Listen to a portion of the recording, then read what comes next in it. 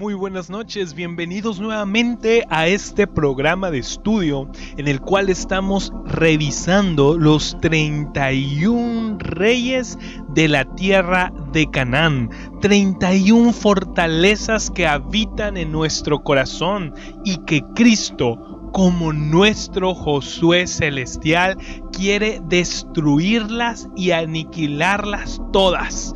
Y esta noche tenemos con nosotros al pastor Alfredo y su familia. Y vamos a comenzar dando lectura con los reyes que vamos a estudiar esta noche. Hermana Emily, muy buenas noches. Comencemos. Josué 12, 19, 20a. El rey de Madón, otro. El rey de Azor, otro. El rey de Simrón, Merón, otro. El rey de Madón. Hermano Alfredo, ¿qué significado tiene el rey de Madón? Buenas noches, hermano Pablo y Javes y la hermana Emily y Miriam. De nuevo es un gusto y un privilegio poder compartir con ustedes. Sí, Pablo, efectivamente, antes de darte el significado de este rey, mira que estos reyes de la vida del yo son reyes orgullosos, independientes y voluntariosos. Fíjate que cada uno de estos reyes custodia cuidadosamente su propia área de dominio y furiosamente ellos son capaces de contrarrestar a todo aquel que se atreva a poner sus plantas siquiera en una pulgada de su territorio. Así que esa ahorita es nuestra cuestión, esa ahorita es nuestra plática de descubrir quiénes son estos reyes de la vida del yo y cómo conquistarlos. Con respecto a tu pregunta, el rey de Madón tiene que ver, Pablo, con los temores y preocupaciones egoístas. ¿Verdad? Por ejemplo, veamos Isaías 17:14, por favor, si puedes leerlo. Al tiempo de la tarde, he aquí la turbación, pero antes de la mañana el enemigo ya no existe. Esta primera parte de este pasaje parece decir que se entra en una clase de temor. Es como si este versículo dijera que la gente de Dios dijera: ¿qué me va a suceder? Parece que a la caída de la tarde, la gente de Dios o algunos en donde este rey está gobernando dice: ay, ¿qué me va a suceder? Viene la noche. Viene la oscuridad de la noche. ¿Qué me va a suceder? Pero en ese mismo pasaje dice que al amanecer del otro día, el amanecer del otro día trae consigo al sol de justicia. Trae consigo a Jesucristo como una figura del sol de justicia. Y el enemigo es vencido. Él disipa todas tinieblas y aún el orgullo. Mire, hermano Alfredo, Madón literalmente significa regaño y reprensión. Entonces, y tiene que ver con los temores y preocupaciones egoístas. Es decir, es una persona que se autorregaña o se reprende a sí mismo, que hace que tenga temores y preocupaciones, y qué me va a suceder, como bien dice usted, como decía ese pasaje, qué va a pasar en la noche.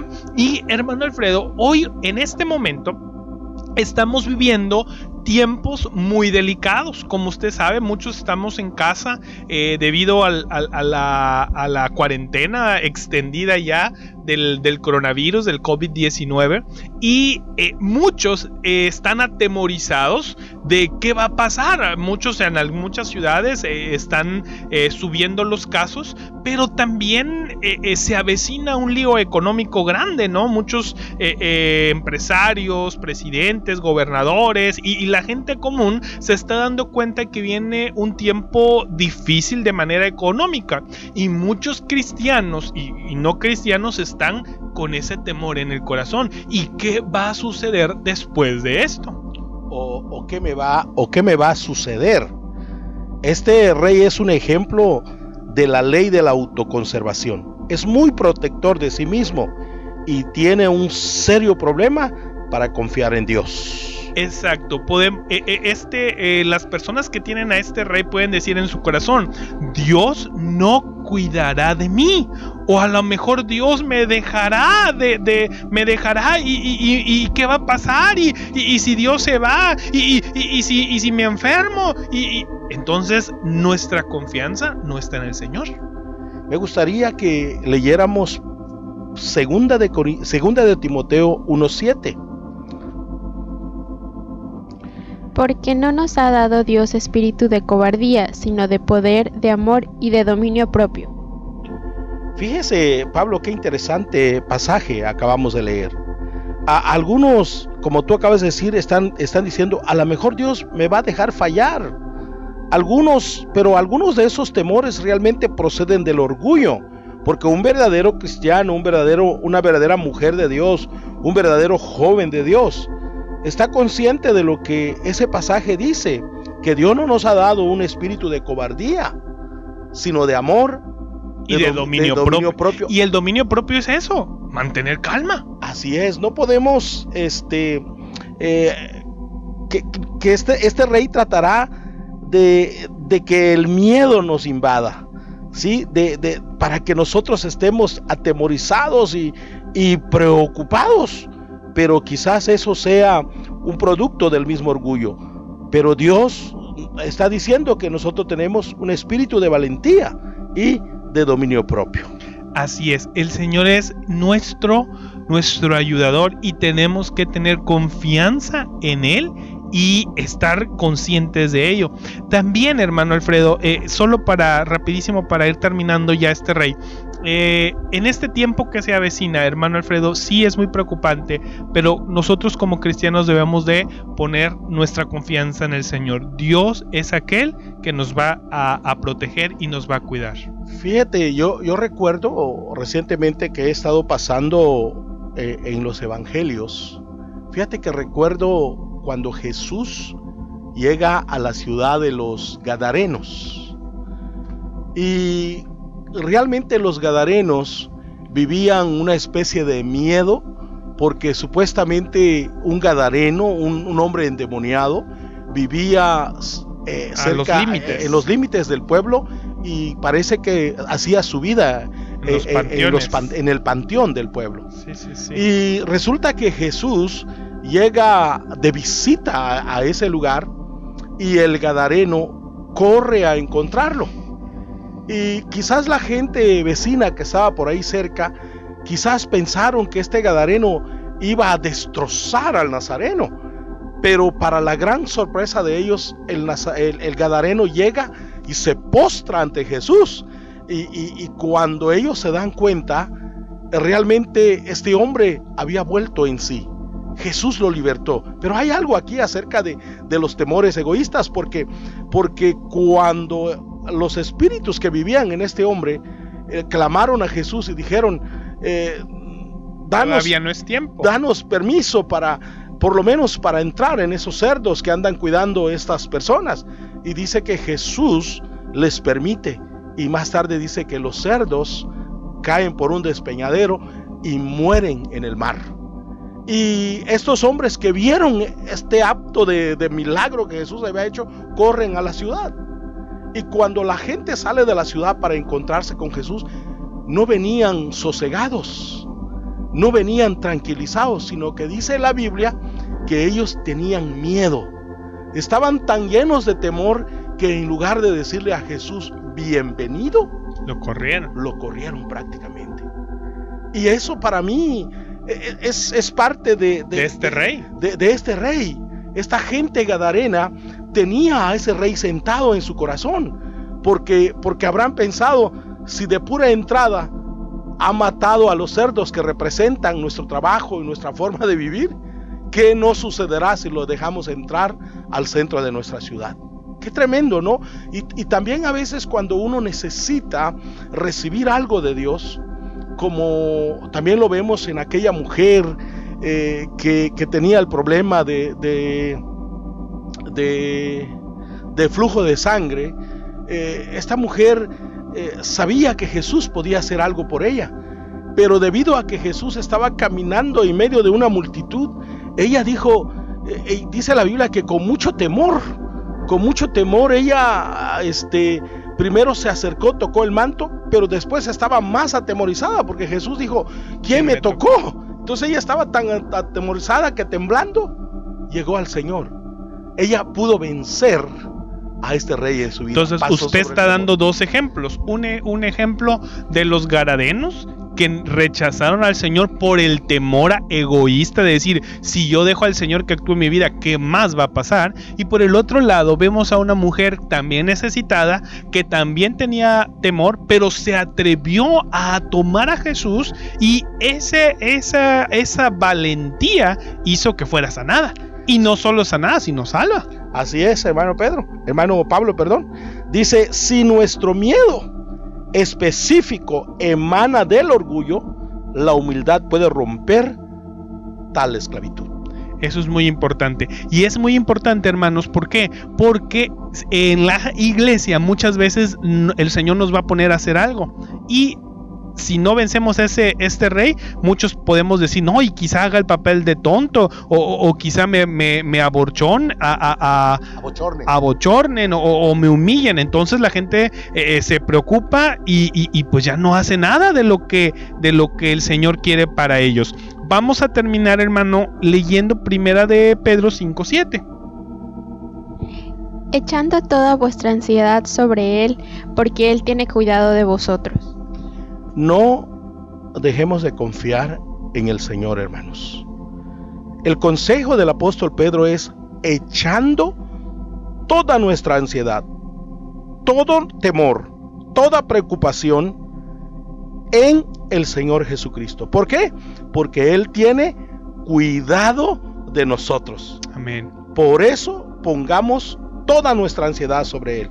Y para eso tenemos que acercarnos al Señor mañana tras mañana, echando toda nuestra ansiedad sobre Él, mientras oramos, mientras le ministramos. Que el Señor los bendiga, amados hermanos. El siguiente rey, hermano Alfredo, que vamos a estar viendo es el rey de Azor o Hazor. ¿Qué tiene que ver con nosotros y cuál es su significado? Mire, hermano Pablo, el significado de Azor es asentamiento o patio cerrado. Tiene que ver con quedarnos en un lugar y también cerrarnos. ¿Qué tiene que ver espiritualmente con nosotros? Este rey habla de los pesares egoístas, o sea, de dolores autoinducidos, como resultado de que nuestro orgullo ha sido herido. Es decir, que nuestras propias decisiones, nuestro propio caminar, nuestro propio andar en la vida, cometemos ciertos errores o en base a nuestro orgullo hacemos ciertas cosas y no resultan, y eso nos da un pesar. Pero es un pesar egoísta porque no es la cruz de Cristo. Muchas veces pensamos que cada situación que pasa, es que el Señor me está tratando. Y muchas veces es nuestras propias malas decisiones que nos han metido ahí y que hacen que nuestro orgullo nos hiera. Fíjate que esto me hace recordar un pasaje en el libro de Gálatas. Dice, no os engañéis. Dios no puede ser burlado. Dios no puede ser burlado. Dice que todo lo que el hombre sembrare, eso va a cosechar. Y así también es. Esto me lleva a pensar justamente en el paraíso, en el huerto del Edén. Uh-huh. Fíjate que en el huerto del Edén, si usted puede leer por favor el pasaje. Génesis 3:12. Y el hombre respondió, la mujer que me diste por compañera me dio del árbol y yo comí. El contexto es de que el Señor había prohibido a Adán que comiera de un árbol, de un fruto. Y el punto es de que Eva, por la serpiente cae, muerde, luego su esposo, y ellos se esconden, Dios viene y ellos estaban escondidos, pero ellos salen, le dicen, Señor, me escondí porque estaba desnudo. Empiezan las preguntas, el cuestionario, y esa decisión que Adán tomó y que Eva tomó era para ellos una mala decisión, pero al final y al cabo le dijeron, Señor, pero tú tienes la culpa. Sí, porque ahí hay que ver todo, el el contexto ahí. Primero que todo, nosotros podemos ver a Adán solito, ¿verdad? Luego Dios como que se incomodó verlo solito y dijo, yo le voy a hacer una ayuda idónea para él. Y sabemos la historia. Dios más tarde, de la costilla de él, creó a su esposa. Y el tiempo pasa en el huerto del Edén como nuestros días. Cada día va pasando y todo está como normal. Y un día Eva le falla al Señor junto con Adán, y cuando Dios viene y confronta a Adán y le dice, ¿qué es lo que has hecho? Después de que ellos pecaron, y Adán, en lugar de humillarse, de asumir su responsabilidad ante lo que él había hecho como marido, porque él era la cabeza, él le dice a Dios, yo no fui, fue la mujer que tú me diste. Como diciendo, si no me hubieras dado esa mujer, yo no te hubiera fallado. Entonces, eso sí, podemos llamarlo dolores autoinducidos, ¿verdad? Como que ahí un pesar. Le dolía, pero era como que Adán en su corazón podía decir, o llegó a decir en el futuro, Dios me defraudó. ¿Cómo me dio esta mujer? Sí, fue injusto conmigo. Este rey de Azor, que significa patio cerrado, él no va a vacilar ni va a ser ligero en señalar, en decir, en culpar a Dios. Dice, este rey no vacila en culpar a Dios y a los demás de irresponsables y de indiferentes. Esta clase, hermano, de pesar proviene de expectativas fallidas, de ambicionar lo que Dios nunca nos ha señalado. Por ejemplo, tal vez en tu corazón, no, es que yo quiero ser un buen predicador, yo quiero ser grande, yo voy a ir a las naciones, yo tengo esto, yo tengo esta promesa y voy a cumplirla. Pero tal vez el Señor nunca te ha hablado de eso. Tal vez el Señor en tu vida, en tu corazón, tiene otro propósito, pero tú, en tu desobediencia, en tus propias decisiones, llega un momento en que tú las tomas y hay fracaso. Y eso trae un pesar, pero es un pesar egoísta, porque en ningún momento Dios te dio autorización para eso. Sí, efectivamente, fíjate que muchas veces en un matrimonio, porque nuestra relación con Dios es un matrimonio, Él es el esposo y en este caso nosotros somos figura de su esposa.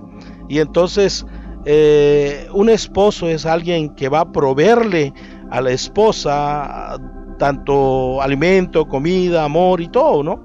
Pero, por ejemplo, hay veces el corazón de la mujer llega y hasta puede aparecer en ella pesares o dolores autoinducidos. Por ejemplo, ella puede llegar a decirle al esposo, tú no resolviste mis necesidades, ni llenaste mis expectativas.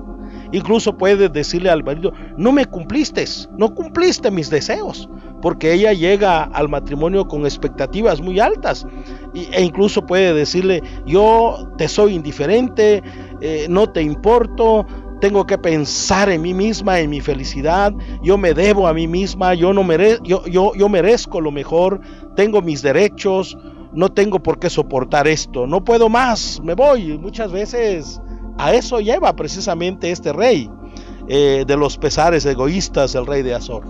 Así es importante que si Dios desbarata algún intento o alguna decisión que nosotros hayamos tomado, esa intervención divina tuvo que ver con que Dios tenía algo mejor en mente para nosotros y nos mostró su misericordia.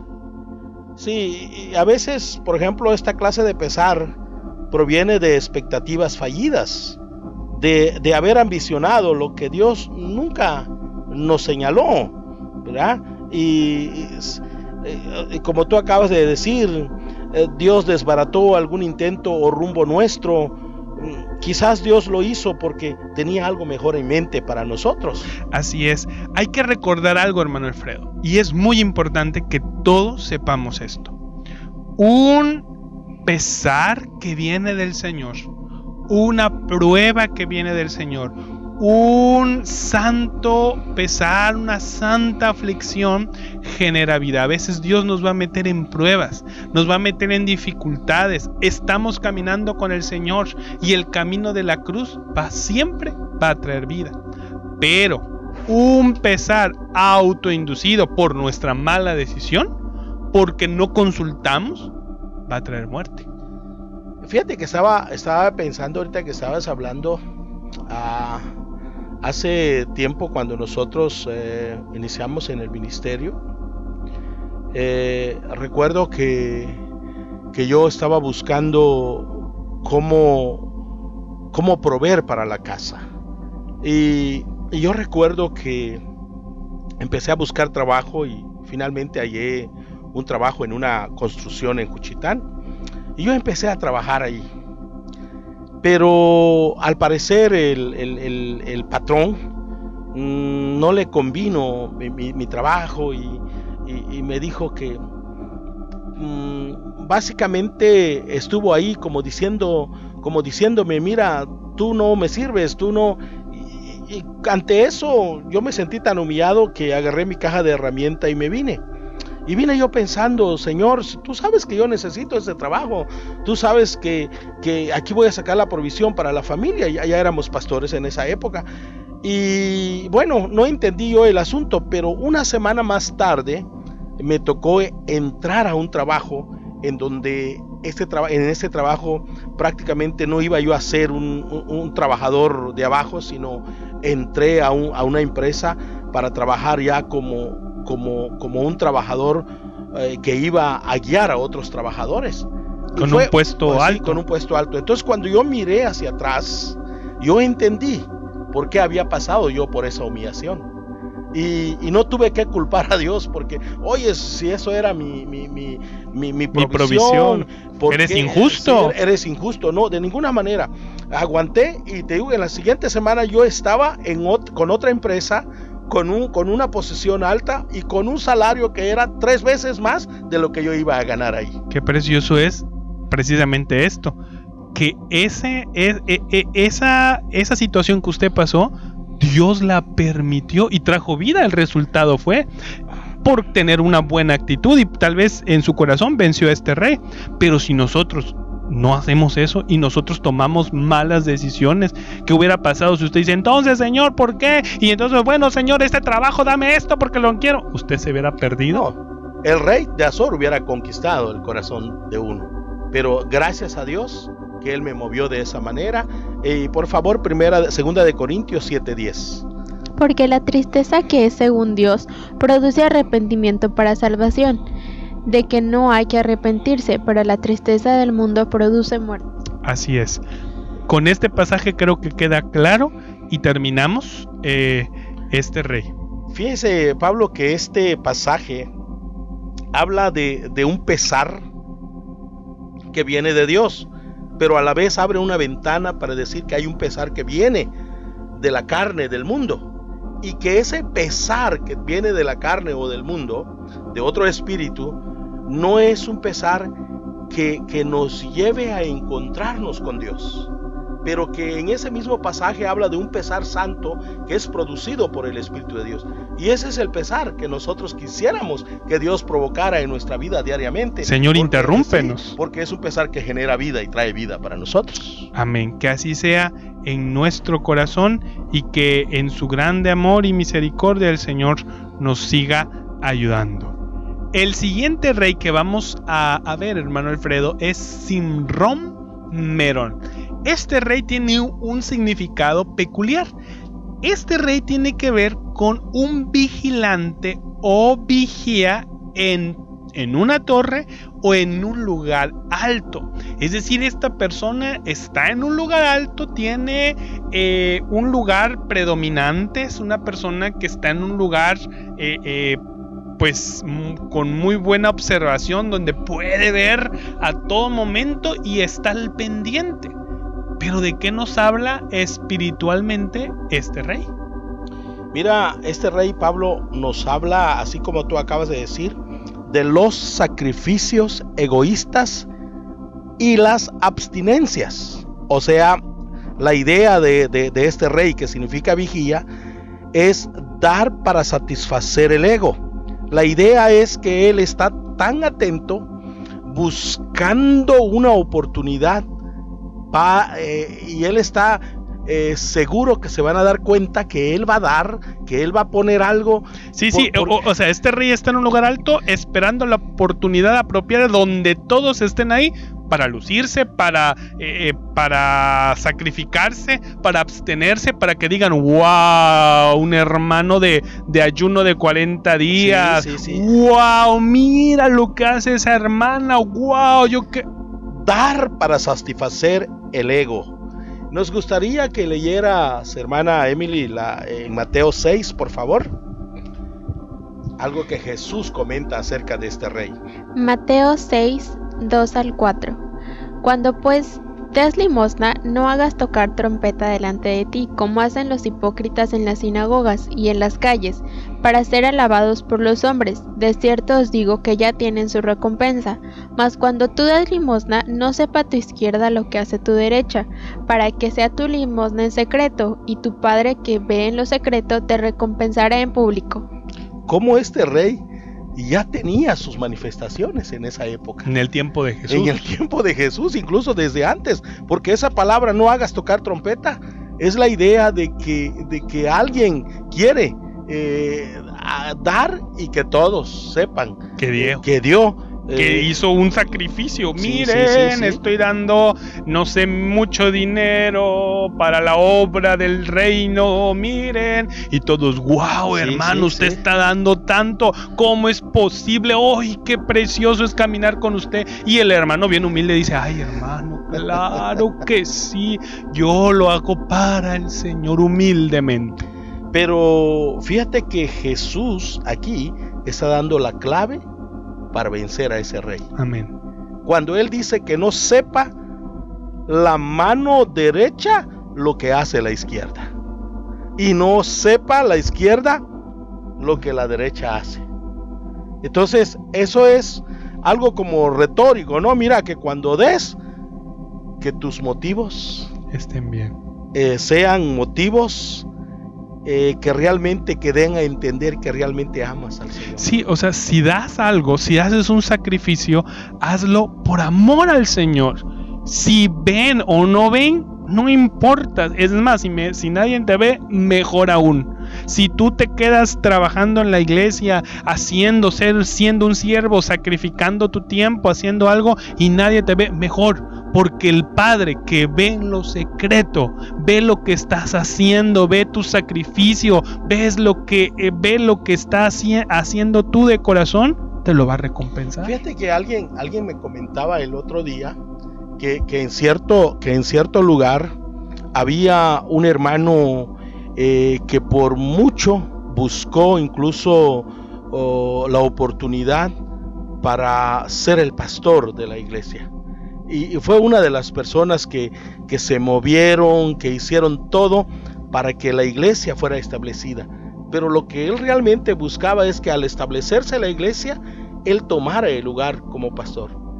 Y claro que esto estaba en él, porque cuando finalmente llamaron al pastor para que llegara y tomara el lugar, vino otra persona de otro lado. Y eso lo decepcionó a él. Lo hirió. Lo hirió prácticamente. Porque este rey estaba, como bien dice el significado, en una torre vigía. Aquí hay una oportunidad. Miren, hermanos, aquí estoy. Pero ese rey no te va a llegar a ningún lado. Y lo que dicen es que finalmente él abandonó esa iglesia en donde había llegado un nuevo pastor, y que finalmente él logró lo que buscaba, que en otra cobertura él finalmente se hizo. Fíjese, hermano, lo que dice Primera de Corintios 13 en el versículo 1 al 3.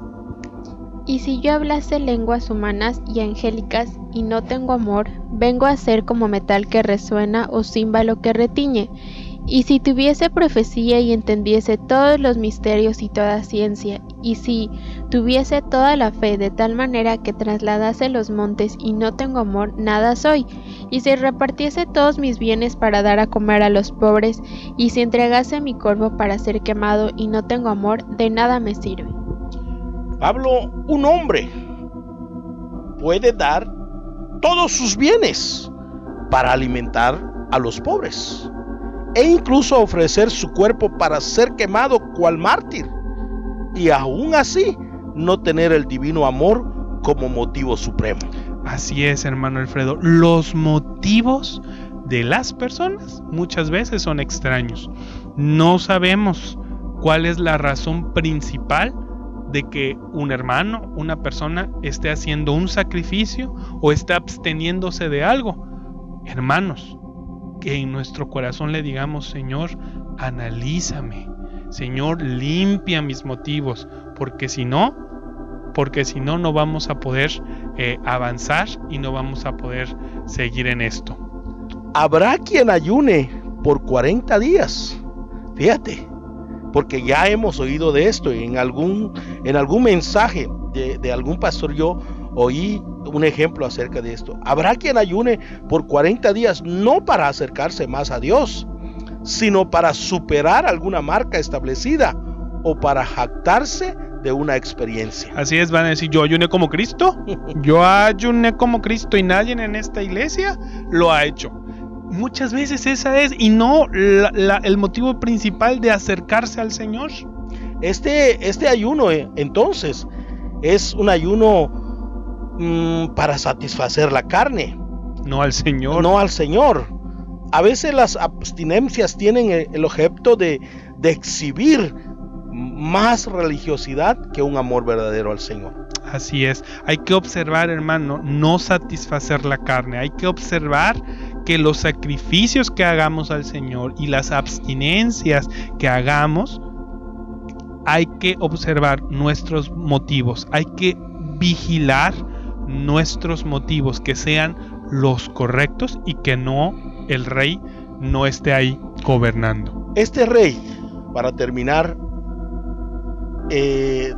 de los sacrificios egoístas, este rey, el motivo principal que lo mueve, que hace que él actúe, es para llamar la atención hacia sí mismo. Que el Señor nos libre, que el Señor nos ayude a conquistar a estos reyes de la vida del yo. Amén. Rápidamente, yo recuerdo a varios hermanos que han predicado en el Señor y se han parado y al frente y en la oración antes de iniciar su prédica han dicho: Señor, desaparéceme. Señor, yo no quiero ser visto. Señor, que solo tú seas visto. Todo lo que hagamos, hermano Alfredo, debemos de hacerlo para el Señor, y toda gloria y toda honra y toda alabanza, aún esto que estamos haciendo, es del Señor y nadie más. Sí, no, la idea no es levantar nuestra justicia propia, ¿sí? No buscar la justicia propia, sino buscar realmente agradar al Señor.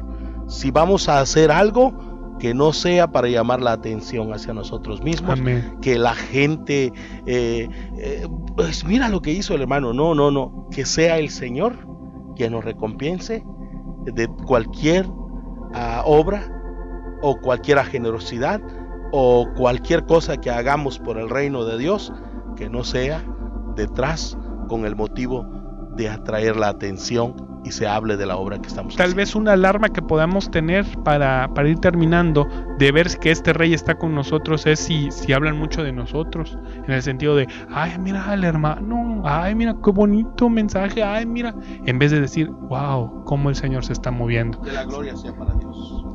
Que la gloria sea para Dios. Amén. Que Dios les bendiga, hermanos. Hemos llegado al término de este programa, de este tiempo de estudio. Nuestra esperanza es que el Señor haya hablado a sus corazones y que juntos podamos volver a vernos pronto en nuestras reuniones. Les mandamos muchos saludos y que el Señor quede con ustedes. En el nombre de Cristo Jesús. Amén.